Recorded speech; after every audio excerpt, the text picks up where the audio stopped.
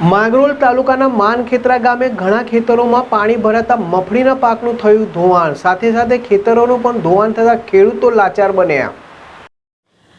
માંગરોળ તાલુકામાં ભારે વરસાદના કારણે અનેક ખેતરોમાં પાણી ભરાયા છે, જ્યારે માનખેત્રા ગામે ઘણા ખેતરોમાં પાણી ભરાતા વાવેતર કરેલ મગફળીના ધોવાણ થતાં ખેડૂતો લાચાર બન્યા છે અને સરકાર પાસેથી પાણીના નિકાલ કરવાની માંગ કરી રહ્યા છે।